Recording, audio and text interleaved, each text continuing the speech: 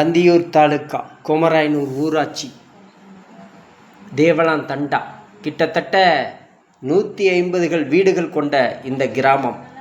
இந்த ஊரில் எங்களுக்கென்று 50 வருடங்களாக ஒரே ஒரு சுடுகாடு தான் இருந்தது. ஒரே குழியில் வெட்டி அதிலே புதைச்சி மூடிட வேண்டியதான். இதே போல் 50 வருடங்களாக செய்து கொண்டிருந்தோம். அரசிடம் நாங்கள் புறம்போக்கு நிலத்தை போராடி நாங்கள் வாங்கி அதுக்கு பிறகு இதுவரை 20-30 மேற்பட்ட இங்கு ஆத்மாக்களை நாங்கள் போடப்பட்டுள்ளோம்.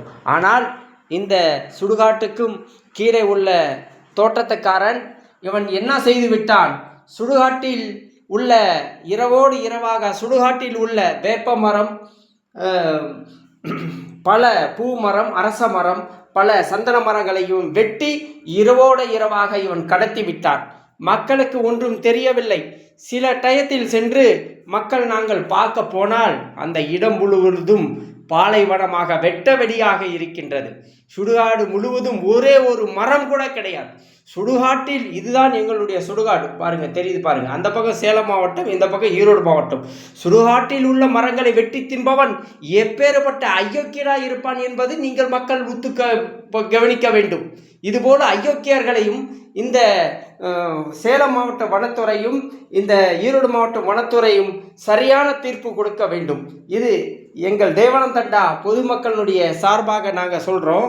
எங்களுக்கு அதுக்கு ஒரு வாரம் கழித்து எங்களுக்கு தெரியவில்லை. பகலில் சென்று பார்த்தால் முழுவதும் சுடுகாடு முழுவதும் மரங்களை வெட்டி உள்ளான்.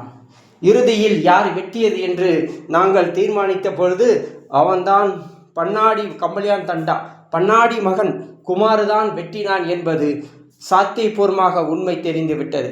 மக்களே, இது பாருங்கள், இது நியாயங்களா? எங்கெங்கோ மரத்தை வெட்டி சாப்பிட்றானுங்க, பொழப்பு ஓட்டுறானுங்க, வயிற்ற கழுவுறானுங்க. சுடுகாட்டில் எவனாச்சு மரத்தை வெட்டி அதை வித்து திங்கிறவன் இந்த உலகத்தில் இப்பொழுதுதான் இங்கு பார்க்கிறோம். இதற்கு சரியான பாடங்கள் சேலம் வனத்துறை அதிகாரிகளும் ஈரோடு வனத்துறை அதிகாரிகளும் அவர்கள்தான் சரியான இதை தீர்ப்பு தர வேண்டும். ஏனென்றால் இதுபோல கொடுமை இங்கும் இல்லை. இதுதான் உண்மை.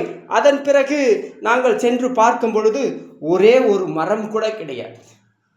ஒரே ஒரு மரம் கூட கிடையாது. பாருங்க, வெட்டியிருக்கிறது பாருங்க. இந்த இடமே பாலைவனம் போல ஆகிவிட்டது. மிகவும் அடர்ந்த பகுதிகளாக இருந்த பகுதி இது எல்லாமே வெட்டி இரவோடா இந்த கம்பளியான் தண்டாவை சேர்ந்த பண்ணாடி மகன் குமார் கடத்தி உள்ளான் என்பது திட்டவட்டமாக முடிவு தெரிந்துவிட்டது. இது எப்படி சாத்தியம் ஏற்றுக்கொள்ளப்படும்? சரியான தீர்ப்பு தர வேண்டும் அரசாங்கம்.